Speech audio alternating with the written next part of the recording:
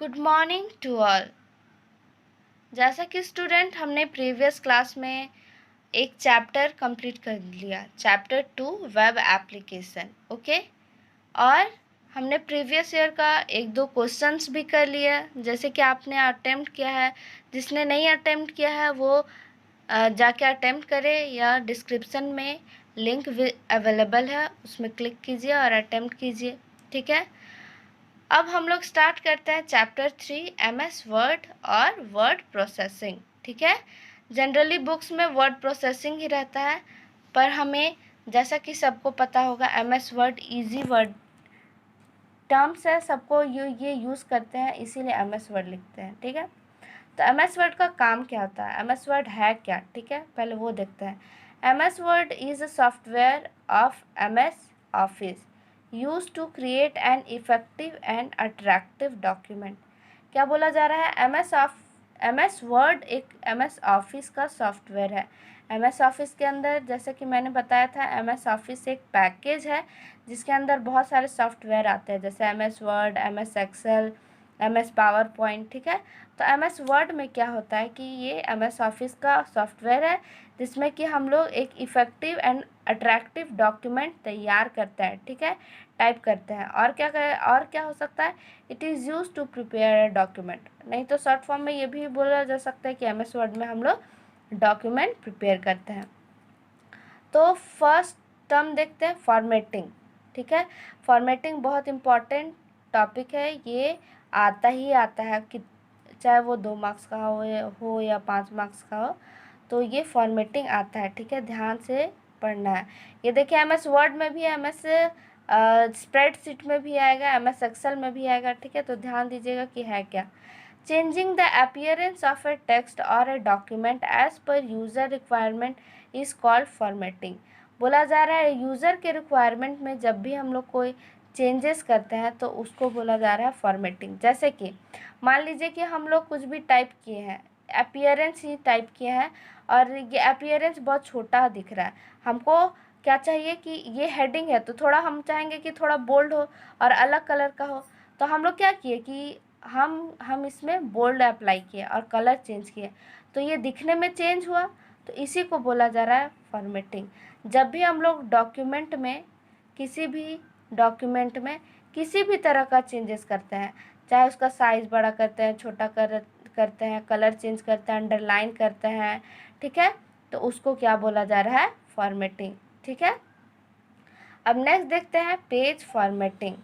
Page formatting helps to change and modify the appearance of the page by changing parameter like the text alignment, tabs, stops, line spacing, paragraph indentation etc. Paragraph formatting में क्या बोला जा रहा है? अगर हम लोग format करेंगे तो मान लीजिए कि एक पैराग्राफ को सेलेक्ट करेंगे, जैसे कि मान लीजिए कि ये पैरा है मेरा, तो ये पैराग्राफ को सेलेक्ट करेंगे और कुछ भी हम लोग इस पैराग्राफ में चेंजेस करेंगे, चाहे इस पूरे पैराग्राफ का लेटर को बड़ा करेंगे या छोटा करेंगे या कलर चेंज करेंगे, तो उसको बोला जा रहा है पैराग्राफ फॉर्मेटिंग। जैसा कि आप लोग देख रहे हैं, paragraph formatting helps to change and modify the appearance of the paragraph. Paragraph का अपीयरेंस चेंज करता है। ठीक है, अगर एक पैराग्राफ का कोई भी लेटर को छोटा कर रहा है या बड़ा कर रहा है, कलर चेंज कर रहा है, दिखने में वो अगर कुछ किसी भी एंगल से चेंजेस आता है उसमें, तो उसको बोला जा रहा है पैराग्राफ फॉर्मेटिंग। ओके, तो अब हम लोग देखते हैं नेक्स्ट क्या है, text alignment. Text alignment, alignment का मतलब होता है कि हम लोग जब भी एक मार्जिन के रिस्पेक्ट पे हम लोग जब भी कुछ अलाइन करते हैं तो उसको बोलता है, अलाइन करना का क्या मतलब, सजा सजा के लिखना, तो वो जब भी अलाइन करते हैं तो उसको बोलते हैं टेक्स्ट अलाइनमेंट। ठीक है, text alignment is the layout of the text in a paragraph with respect to the page margin. Page margin जैसे सबको पता होगा, जैसे कि मैंने इस पेज में मार्जिन दिया है, इतना स्पेस छोड़ा है, इसी को मार्जिन बोला जा रहा है। तो जब भी हम लोग लिखने के लिए, कुछ भी टेक्स्ट लिखने के लिए हम लोग कोई भी मार्जिन छोड़ते हैं, चाहे left side, right side, centre में, कुछ भी, तो उसको बोला जा रहा है क्या? अलाइनमेंट। ठीक है, टेक्स्ट अलाइनमेंट। क्या बोला जा रहा है? Text alignment. ठीक है, तो देखते हैं पहला horizontal alignment. The alignment of the text with respect to left और right margin of the document call horizontal alignment.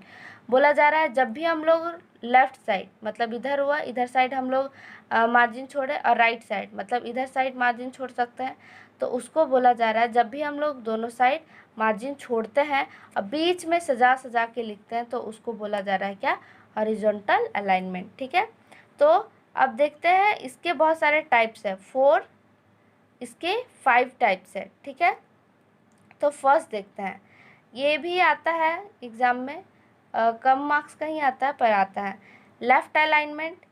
Left alignment क्या है वो देखते हैं। Left alignment is the default horizontal alignment.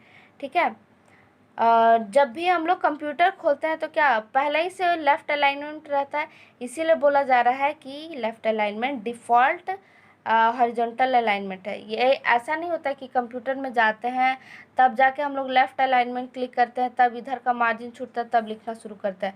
जैसे ही हम लोग कंप्यूटर ऑन करते हैं तो इधर का मार्जिन छूटा ही रहता है, हम लोग यहाँ से डायरेक्ट लिखना शुरू करते हैं, तो क्या लेफ़्ट अलाइनमेंट ही रहता है। तो डिफ़ॉल्ट अलाइनमेंट क्या है, लेफ़्ट अलाइनमेंट। तो चलिए लेफ्ट अलाइनमेंट का डेफिनेशन देख लेते हैं। It align the text toward the left. बोला जा रहा है टेक्स्ट अलाइन करता है लेफ्ट के साइड में, तो मतलब लेफ्ट साइड मार्जिन छोड़ता है और फिर उसके बाद अपना text line by line arrange form में लिखता है। ठीक है, एग्जांपल जैसे कि देख सकते हैं, ये हम लोग का पेज मार्जिन दिया हुआ है और हम लोग यहाँ टेक्स्ट लिखे हैं, जैसा कॉपी में करते हैं लेफ्ट मार्जिन है। ठीक है, इसका शॉर्टकट की क्या होता है, Ctrl+L। अब नेक्स्ट देखते हैं right alignment. It align the text toward the right side align करके लिखता है। तो हम लोग क्या देख रहे हैं, जैसे कि राइट साइड मार्जिन छोड़ा है और यहाँ लिखना शुरू करते हैं, तो Ctrl+R जैसे। अब नेक्स्ट देखते हैं third, centre alignment. It align the text centrally. Shortcut की क्या है, Ctrl+C। देखिए सबका फर्स्ट लेटर से हो रहा था, तो ऐसा मत समझिएगा Ctrl+C होगा। Ctrl+C शॉर्टकट क्या है, कॉपी का, तो इसीलिए यहाँ Ctrl+C नहीं होगा, Ctrl+E होगा। ठीक है, सेंटर अलाइनमेंट का। सेंटर अलाइनमेंट क्या कहता है, स्क्रीन का जो सेंटर रहता है वहाँ से लिखना शुरू करता है, अगर सेंटर अलाइनमेंट में हम लोग क्लिक करते हैं तो। अब फोर्थ नंबर में आते हैं justified alignment. It align the text equally towards both the side. Shortcut की क्या है, Ctrl+Z। इसमें क्या अलाइन करता है कि दोनों साइड से मार्जिन छूटेगा, अगर इधर 2 सेंटीमीटर का छूट रहा है तो इधर भी 2 सेंटीमीटर का, और बीच में वो लिखेगा। ठीक है, जैसे कि इसमें देख रहे हैं 1.5 सेंटीमीटर का मार्जिन मैंने दिया है, इसमें भी 1.5 सेंटीमीटर का मार्जिन दिया है और यहाँ सेंटर में लिखा है।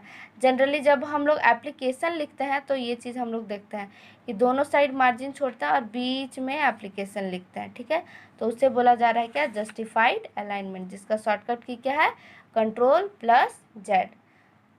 ओके, तो आप सारा कुछ समझ में आ गया। जैसे कि आज हमने क्या कंप्लीट किया, फॉर्मेटिंग, पेज फॉर्मेटिंग। ठीक है, टेक्स्ट अलाइनमेंट, हॉरिजॉन्टल अलाइनमेंट में उसके 4 टाइप्स आए थे, क्या क्या थे, left alignment, right alignment, centre alignment, justified alignment. Okay, now we will end this session. If you have any doubt then ask me in comment section, and don't forget like, share and subscribe.